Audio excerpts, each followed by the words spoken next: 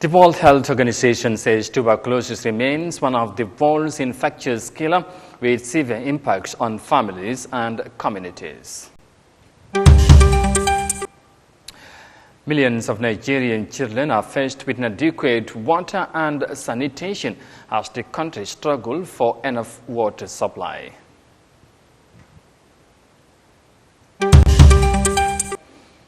And Abubakar Jawara's foundation has donated food items and cash to the needy as Ramadan begins in the Gambia.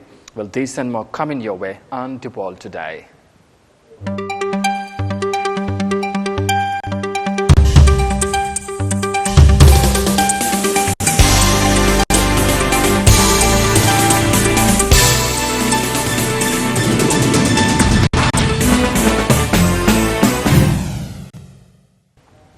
Hello, this is Eyeafrica TV and you are watching the World Today News Bulletin coming to you live from our studios in Banjul. Many thanks for joining us. I am Amadou Kante and now the news in details.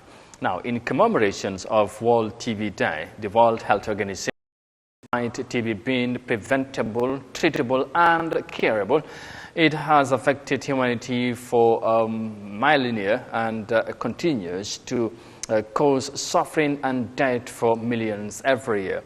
Tuberculosis remains one of the world's top infectious killers, causing 1.6 million deaths each year and affecting millions more, with enough impact on, or enormous impact on families and communities. Here's more details of that in this report by Yahya Jammeh. World Tuberculosis Day this year is being commemorated under the theme Yes, We Can End TB to promote optimism and foster high-level leadership, increase investments, rapid adoption of new WHO recommendations, and strengthen multi-sectoral partnerships to combat the TB epidemic. The COVID-19 pandemic, coupled with ongoing crises such as armed conflict, food insecurity, climate change, and the political and economic instability, has reversed the years of progress made in the fight against TB. Last year, for the first time in nearly 2 decades, WHO reported an increase in the number of people falling ill with TB and drug-resistant TB, alongside an increase in deaths. WHO has sought to support countries by expanding the treatment and detection of TB. TB is a preventable, treatable, and curable disease, and yet it still kills 1.6 million people each year and affects millions more, with enormous impacts on families and communities.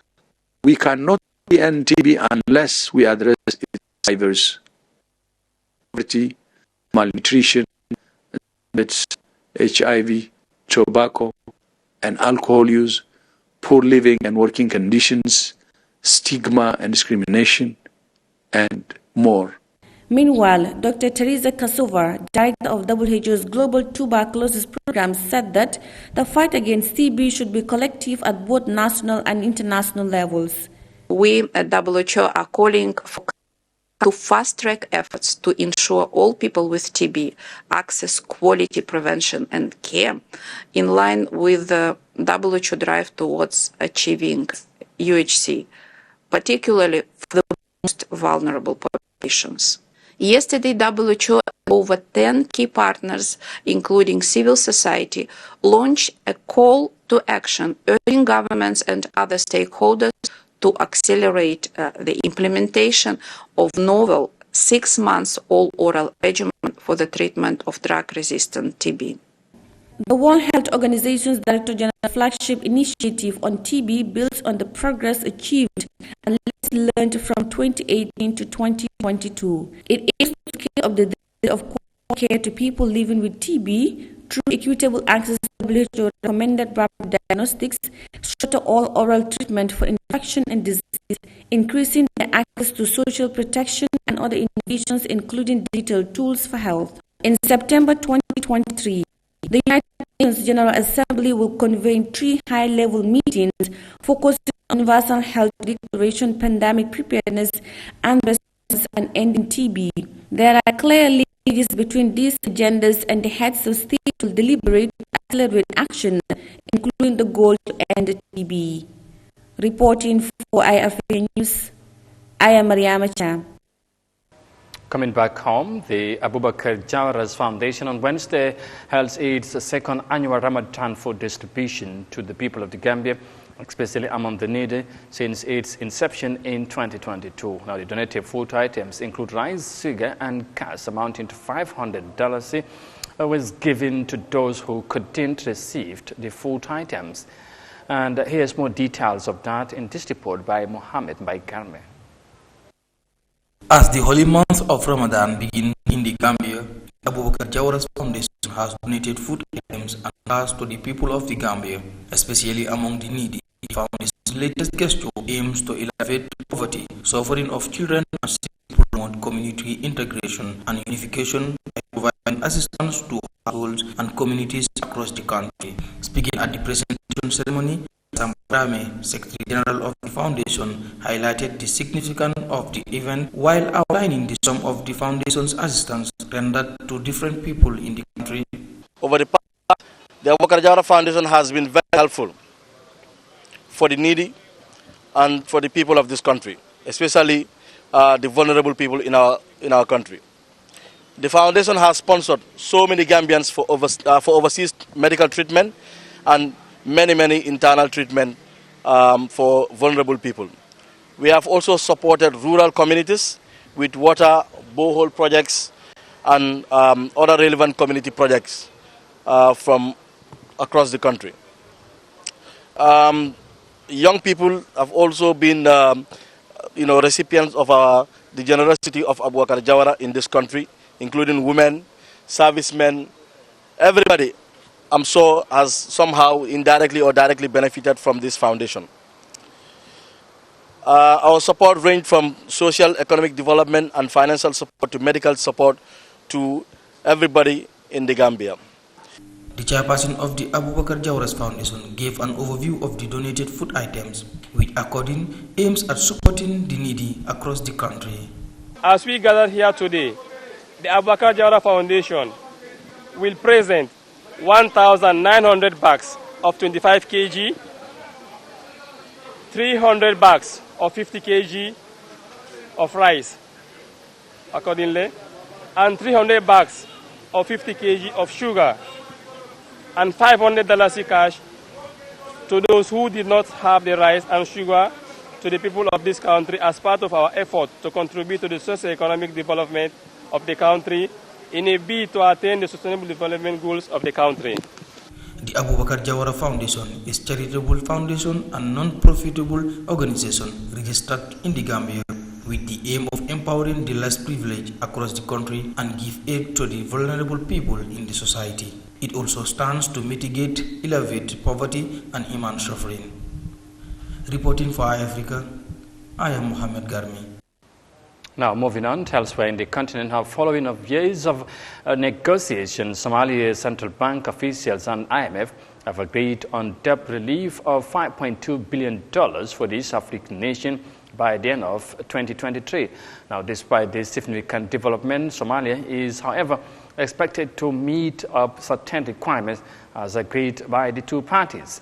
Now, Somalia is also grappling with the adverse effects of climate change, which has impacted the country's economic growth.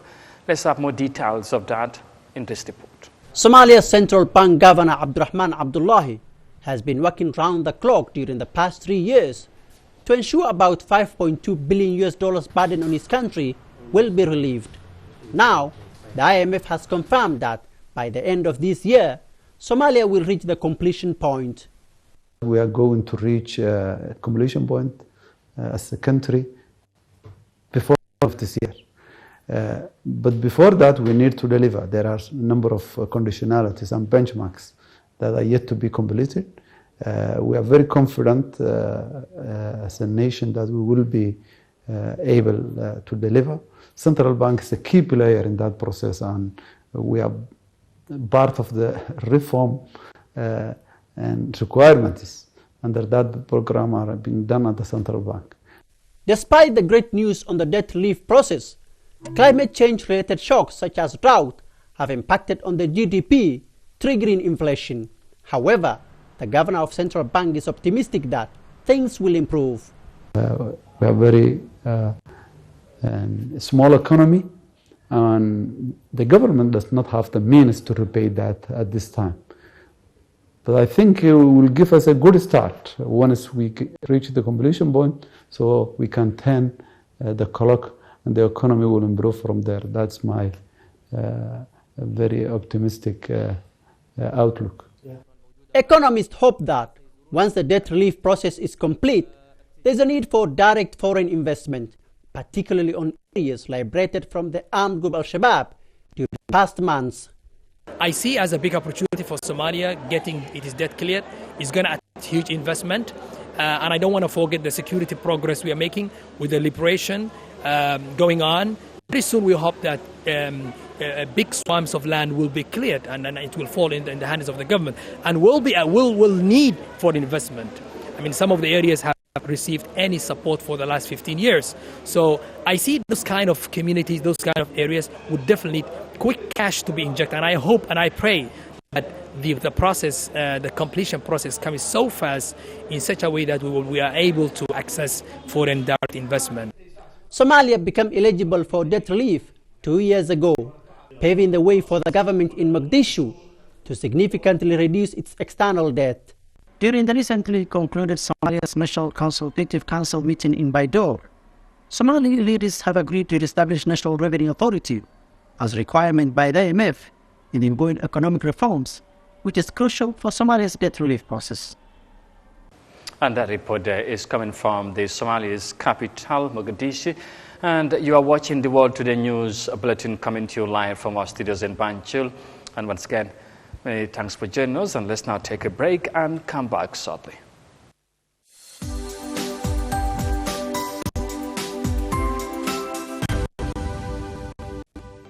Africa Global is the first and biggest private estate developer in the Gambia and presence in 7 other African countries. We take pride in leading innovation in all spheres of real estate sector in the Gambia and beyond. As such, we are launching development of the first smart and modern office and retail towers in the Gambia called Taft Twins.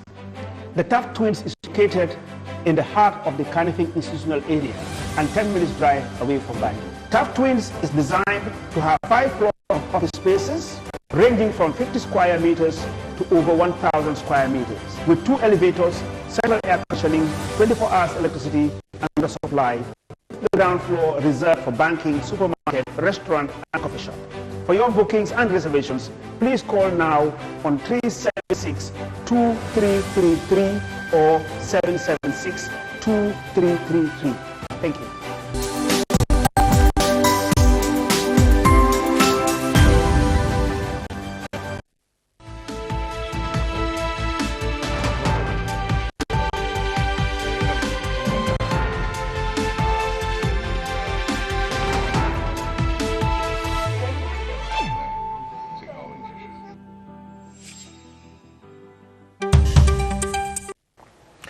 All right, welcome back, and this is Eyeafrica TV. You are watching the World Today News Bulletin, and let's now look at the rest of the stories. Now, the World Health Organization has said 42% of Nigeria's population lacks access to clean drinking water. Several communities in the West African nation rely on rainwater, streams or rivers for their needs, thus raising concerns about their well-being.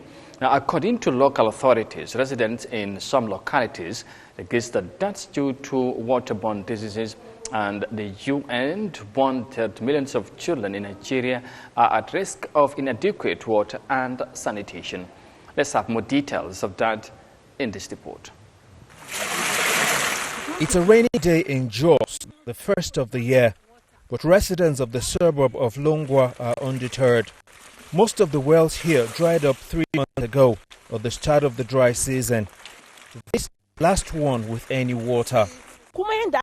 You see the way the water is, brownish as it is, that's how we use it. It's all we have for cooking, bathing, everything. Some boil it, but many use it just like that. Many other homes in Jos rely on streams and rivers for their water, despite concerns about their cleanliness. But several streams have dried up, leaving them with no choice about where to find water. Jos is just one out of many towns and cities in Nigeria who are battling a scarcity of water. The World Health Organization says more than 42% of Nigeria's population of over 200 million lacks access to safe water. Some households now make use of water from boreholes or pipes, either provided privately or by state governments for a fee. The Plateau State government says the water situation led to at least 14 cholera-related deaths last year. According to the United Nations, 78 million children in Nigeria are at the risk of inadequate water, sanitation or hygiene-related diseases. The UN says Nigeria now ranks second out of 163 countries globally with the highest risk of exposure to climate and environmental threats. This has made groundwater levels drop, requiring some communities to dig wells twice as deep than just a decade ago. Members of this community in Jos are calling on the government to ensure there's adequate water supply for them soon. Many of us are always battling typhoid. We're really appealing for the government to come to our aid. We've cried out severally in the past for an intervention, all to no avail. We hope for things to get better. The Plateau State government says it has earmarked $18 million to expand water supply in the state. It's planning to construct reservoirs and lay new pipes in communities with the most extreme water challenges. Challenges that are getting harder every year as the impact of climate change threatens millions of Nigerians. And that water-related report is coming from Nigeria. And finally, let's do some sports-related matters here back home here, though, because the Gach Mining Company Limited on Thursday presented a set of football jerseys and a cash amount of $25,000 to several coastal village teams ahead of the Gach Mining bankrolled Composite Inter-Village Football Tournament. The first Gach Football Championship will feature 7 coastal villages, including Sanyang, Ginjur, and Katon, and the donated cash is meant for the team's preparation, transport, and logistics. Mariama Cham tells us more of that in this report. The coastal villages taking part in the Gach Mining Company Football Championship include Sanyang, Tujereng, Batakunku, Brufut, Gunjur, and Atong. Gach is given 100% sponsorship of the tournament, while the community is being tasked with the responsibility of forming a committee backed by to take charge of the tournament. Say the public of Gach explains the objectives of such a maiden football tournament. This is first of its kind.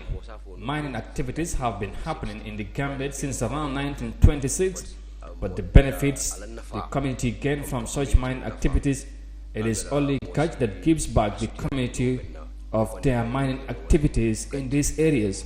And this tournament is another benefit for the community, and it will help foster unity among them. Football comes with issues, but if you look at it in another way, it is the fastest way to unite people. But the fastest way to unite. The Gach company has not only funded the tournament but also provided football materials like jerseys, footballs, and other items. And one of the problems for footballers come and face jersey. One of the problems footballers face is lack of sporting materials, and that is why we provided all these needed football equipment to make sure these people are fully prepared as far as the tournament is concerned. This is a huge opportunity, and I am urging all teams to grab it with 2 hands and to start it in peace and end it in peace, because it is geared towards fun and unity.